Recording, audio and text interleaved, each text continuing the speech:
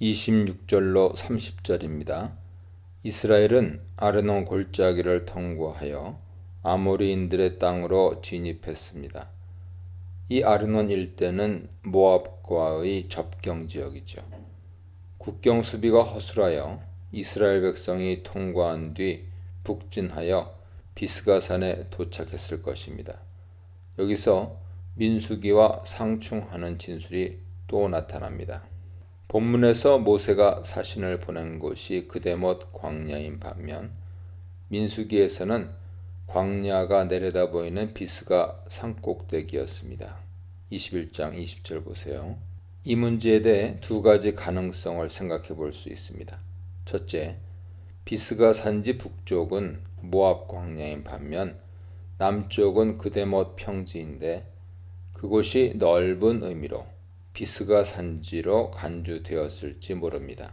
둘째, 이스라엘 백성이 일단 그대못에서 사신을 보낸 뒤 계속 여행하여 비스가 산에 도착했기 때문인지 모릅니다. 이 경우 비스가 산에서 사신을 보냈다는 말이 충분히 성립될 수 있습니다. 민수기 21장 13절 이하에 아르논 계곡 도하 이후의 여행 목록을 살피면 후자의 개연성이 더 크죠. 그들은 일단 아르논강 건너편에 진을 쳤는데 그곳이 그대못 광야이고 거기서 시온에게 사신을 보냈을 것입니다. 이후 14절 이하에 나온 대로 아르논 북쪽 일대 몇 군데를 거쳐 마침내 비스가산에 도착한 것이죠. 특히 18절에 광야에서 마다나에 이르렀고에서 이 광야가 그대못 광야일 수 있습니다.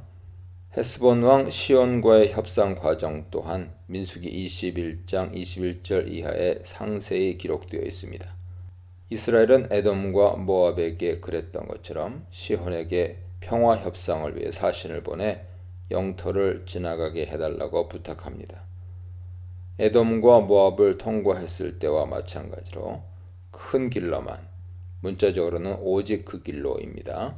큰 길로만 지나면서 어떤 재산상의 피해를 끼치지 않겠다고 약속하며 식량과 물을 사서 먹겠다고 제안했습니다.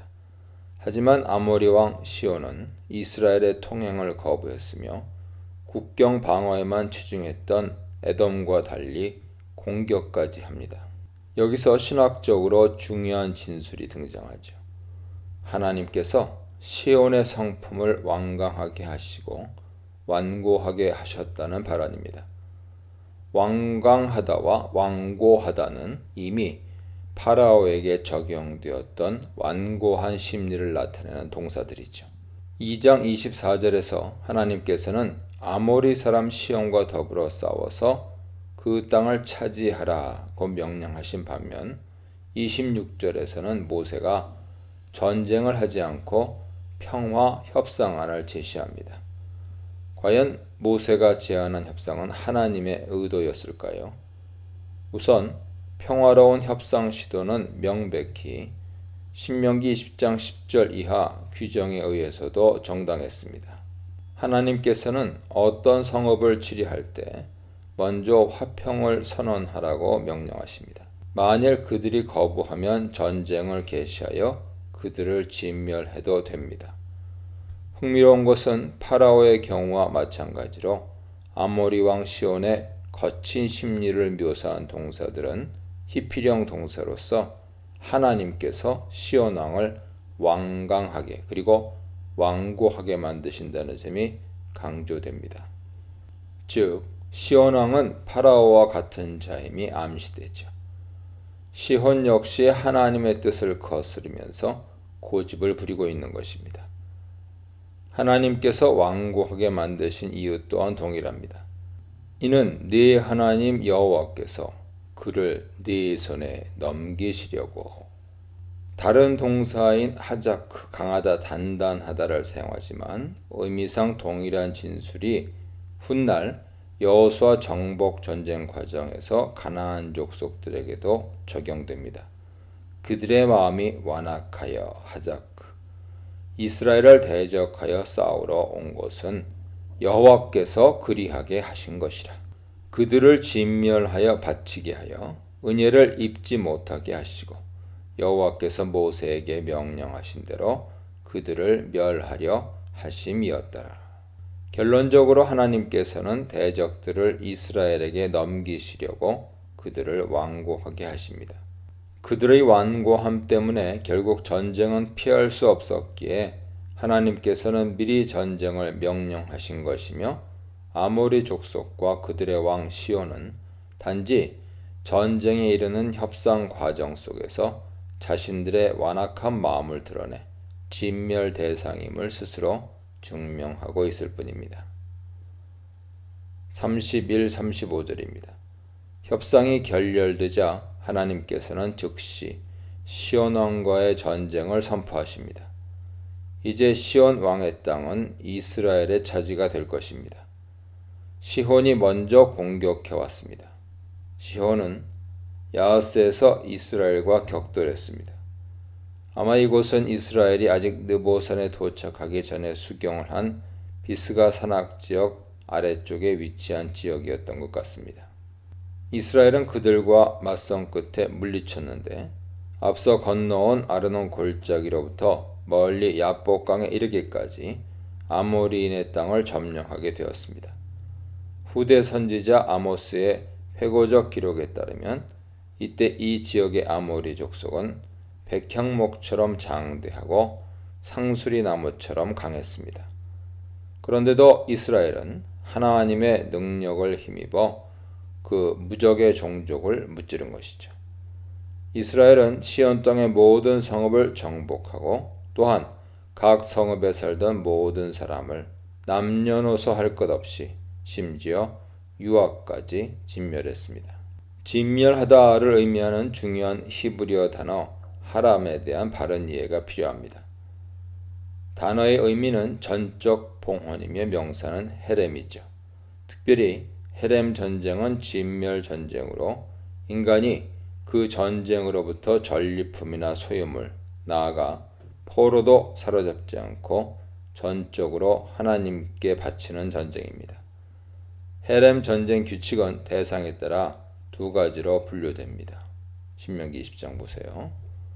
가나안 족속의 경우 모든 사람을 죽이는 철저한 진멸이고 비가나안 족속은 남자만 죽입니다. 현재 아모리 족속은 가나안 대표 족속으로 전자의 기준이 적용되고 있습니다. 정서상 매우 불편하게도 헤렘 전쟁에서는 여성과 유아까지 모두 죽여야 합니다. 가나안 전쟁은 헤렘 전쟁이었습니다. 그러나 헤렘 전쟁은 신학적 관점에서는 일종의 심판 전쟁이며 마땅히 인간이 자신들의 죄로 인해 징벌을 받는 셈이었습니다. 아브라함 때는 아모리 족속, 가나안 족속의 죄가 아직 가득 차지 않았기에 이스라엘 백성이 가나안 땅에 들어갈 때까지 약 400년을 기다려야 했습니다. 그 후 가나안 족속의 악이 가득하게 되어 하나님께서 그들을 그 땅에서 쓸어내셨으며 이것은 그들의 조상 아브라함과 이삭과 야곱에게 하셨던 맹세를 성취하기 위함이었습니다. 그들이 진멸당한 이유는 가증한 죄악 때문이었죠. 인간의 죄가 임계량을 넘겼을 때 오래 참으시는 하나님은 결국 심판을 실행하십니다. 노아 홍수, 소돔과 고모라 불심판, 장차 있을 인류 최후의 심판도 하나님의 정당한 헤렘 심판이라 할 수 있습니다. 결국 인간은 죄의 대가를 치를 뿐이며 이런 심판을 행하시는 하나님을 잔인하다고 할 수 없습니다. 36, 37절입니다.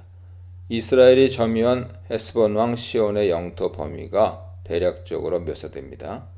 그것은 아르논 골짜기에서 가까운 아로엘과 그 골짜기 주변의 성읍들로 시작하여 길르앗에 이르죠.